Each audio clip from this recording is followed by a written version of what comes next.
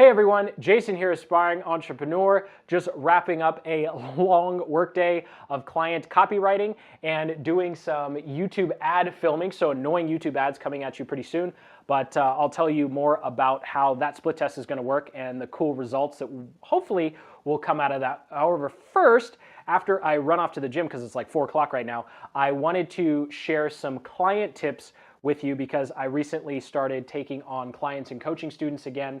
And I realized there's a couple of things that I'm doing very differently this time than just 6 months ago. And so if you have any clients, definitely that's going to be helpful. And then I have a giant YouTube ad split test for you coming up. So while I finish off my cardboard protein shake, I want to go through 5 tips for you if you have any sort of client or services-based business. And these 5 tips are something that I've changed based upon my first iteration of my agency, way like 6 months back, and now just a couple of months of actually beginning to take on clients again, some things that I've drastically changed to help make sure that I don't have to pull all-nighters to get things done or have really upset clients. So this is just as much about keeping your clients happy as it is about keeping you sane. So happy clients, happy business or life. Anyway, so first thing is project timeline. So this is specifically something I've started to do with one-off projects. So this doesn't apply to month-to-month style contracts, and that is creating an approximate timeline. So I never like to say everything's going to be done by this date because there's so many different variables, especially when there's a feedback process from the client. But something that I found to be really helpful in terms of easing anxiety is telling the client when things are approximately going to be done and what is going to be done. Again, I don't do this for month-to-month style stuff, like if we're running ads or we're doing conversion optimization for someone's funnel. It's assumed that we're working in the back end and we're running tests and we have a monthly call with them, so they know that they're going to get a check-in. Whereas like a one-off project, like we're building a sales funnel or we're just building a YouTube ads account for somebody, then we'll go ahead and give them that timeline. And that actually leads me into tip number 2, which is to use the timeline as a defense against scope creep. I think one of the biggest problems I had in the past was I just didn't know how to say no, right? I really needed the money. I kind of still, need the money. We all need the money to eat, but you definitely don't want to be taken advantage of, but you need a respectful way to say, that's not really part of what we agreed upon. And so what I really like using the timeline for is to, number 1, combat scope creep, but number 2, it gives me an excuse to say, you know what, we don't have time to do that based on everything else that we're doing, so we can do that in the future because we have multiple clients. And most people are pretty reasonable when I say, we've budgeted the time that we thought it would take to do all of this, so we don't have the extra time to do that right now.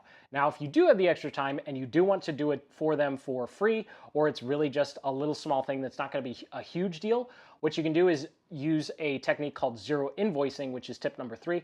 I got this from Eric Sue and Neil Patel over at the Marketing School podcast and Eric Sue's channel Growth Everywhere that's really focused on digital marketers and digital marketing agencies. And one of the techniques he's used that I've adopted is the zero invoice. And so what you do is if you do extra work for a client that's not a part of that timeline, that's not a part of the initial scope of the project, you just add it to the invoice and you put the total as 0. Now, I kind of felt like a dick. I kind of still feel a little weird doing this, but the first couple of times I definitely felt weird because I would have an invoice with 2 or 3 paid items and then like 10, literally 10 different things that were done for free. I haven't got too much pushback on this yet, but it's just a great way to kind of passively communicate, hey, we did all these extra things and we didn't charge you for it. So please, don't complain in the future when we say, you need to pay for something. And I think that's also really good in letting the client know how much you've actually done for them, because it's really easy for the client to just look at the end result and go, oh yeah, well, that's all you did. And they don't realize that you did 15 extra things that weren't actually a part of the original contract. Which leads me into tip number 4, and that is creating a central place for sharing documents. So I really like using Google Drive. You can use Dropbox folder or just a Google Sheet or a Google Doc. We use all of those, and essentially we use those to create a central place where clients can go to look at all of their links of things we've set up for them, and then also to share files back and forth, because this leads me into tip number 5, which is to cut down on as much email as possible. I've actually found that jumping on a 15 or 20-minute call has dramatically reduced the number of questions I get and it has allowed me to really calm the client down if they're not happy with something or if they don't understand what's going on, because they're going to most good clients are going to be nicer to you on the phone than they are in email. So if they're upset or they're not happy, a 10 or 15-minute phone call is going to go a much longer way and going to solve a lot more future headaches than just trying to handle everything through email. The other reason I like doing this is because the more questions I get on that phone call, I can go deeper into what's actually wrong, and then I can use those questions to change the process for the next client so I don't have those questions again, because I really only want to have one question one time from one client, and then I want something in the future changed in our process so the next client isn't confused or upset about how something is working. Which leads me into tip number 6, and this is arguably the most important: schedule everything. Now, I use Google Calendar and I just use the appointment function. You have to have Google Apps for Business to do this. There are a bunch of other applications, but really Google Apps for $5 or $10 a month is the cheapest way to do this.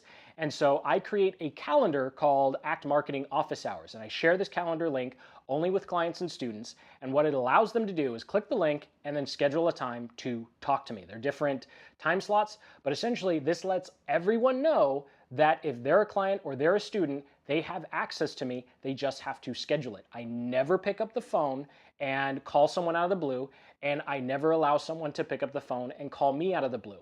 Some clients really don't like this. They get annoyed that I never pick up the phone, but I make it really clear that, hey, I have a time 3 to 4 hours every single day that I offer time for clients to call and talk to me. And so that's a way that you can kind of keep your head on straight, keep sane, and it actually makes sure that the client respects your time and actually makes an appointment with you as opposed to just calling you up and asking you a bunch of random questions. It really forces everyone to be intentional and respectful of each other's time, and it also allows me to really dive in and focus on client work or making YouTube videos, and I don't have to worry about ignoring people because I can just check my afternoon calendar to see who's asked to speak with me for 10 to 15 minutes. And so that does it for my six client tips, and these things have dramatically cut down on the stress in terms of building this agency back up again, dealing with clients, and of course actually making sure that all of their questions are answered and they're actually serviced, correctly, and nothing really falls through the cracks. Oh, and before I forget, YouTube ads are coming. There's a giant YouTube ad split test. I'm actually going to be testing 3 different funnels for you guys and with you guys. And I say with you guys because you'll be seeing the ads for all of them. And then of course I'll be sharing those in real time. I have 2 webinars that are selling some courses we've finally finished putting together, and 1 kind of big affiliate offer that's actually going to be pretty cool because we're going to be building some sales funnels for free. So make sure you stay tuned for those ads and those future vlogs, because I'm going to be diving into how I recorded all of the ads. We have about 10 ads on deck to run, and then how I put together all 3 of those different sales funnels. So it's a massive split test. It's going to be a tremendous amount of value and hopefully save you a lot of time and advertising dollar headache, because you'll just be able to see what worked and what didn't, and I'll be sharing all of that with you. So as always, keep building the business you love. Take care.